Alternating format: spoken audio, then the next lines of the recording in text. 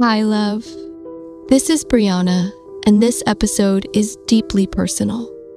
It's a letter I wrote to my 24-year-old self, a version of me who was unraveling quietly alone, in a space that didn't feel like home anymore. If you've ever looked back and wished someone had told you what you needed before life unraveled, this one's for you. This one's for her. This one's for all the versions of you that needed more softness. Dear Brianna, age 24, I know you don't feel safe here. I know you've been trying to survive a place you didn't choose, trying to stitch your mind together in a space that unravels you every single night. But let me start by saying this. You don't need to carry the shame of breaking. You are not your pain. You are not what they did to you. And you are not defined by the moments you lost yourself trying to keep everyone else whole. You will unlearn the noise. You will unlearn the panic. And one day, you'll wake up. And finally, feel your own breath in your chest without fear stealing it away. Your mind isn't your enemy.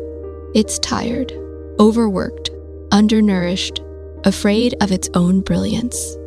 But that brilliance, that light, that softness you keep apologizing for, it's going to save lives one day, especially your own. I know no one ever told you this, but your softness is not a liability. It's a superpower. You don't have to be sharp to be strong. You don't have to know everything to be worthy of something real. One day, you're going to speak gently to people who thought they were unlovable, because you'll remember how badly you needed that gentleness. You'll build a world softer than the one you were raised in. You'll create safety in your own name, and you'll call it home. You'll write books. You'll tell the truth. You'll raise a son with so much love, it'll spill into every room he walks into. You'll rest. You'll bloom. And you'll never have to prove your pain to be believed again.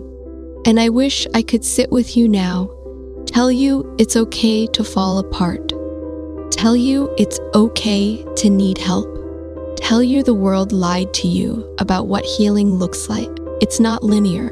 It's not clean. It's not always pretty, but you survive. You do. Part 2. He didn't imagine it. Any of it. The betrayal. The manipulation. The psychological warfare dressed up as love. You didn't imagine the way the house you lived in felt like a threat to your spirit.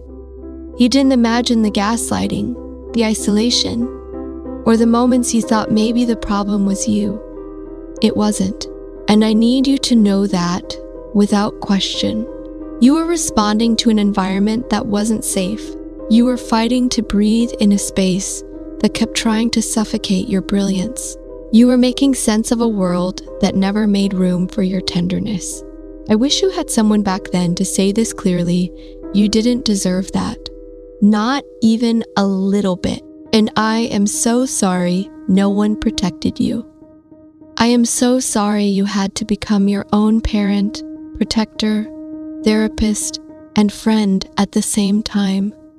But I am also so proud of you for documenting your healing, for believing in the softness of a future you couldn't even see yet, for planting seeds in the dark. Because look what's growing now. You are no longer that girl crying into her pillow, wondering if she matters. You are no longer that girl who apologizes for taking up space. You are no longer begging to be chosen by people who don't even know how to love themselves.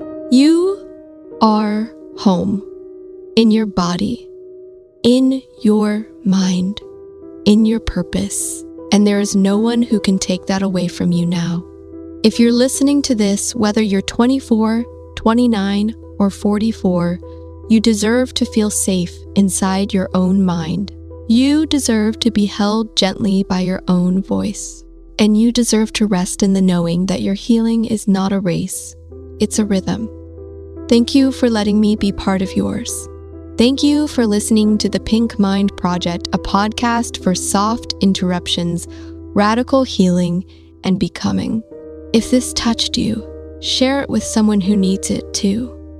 Stay tuned for part 3, where I write to the version of myself that almost gave up right before everything changed.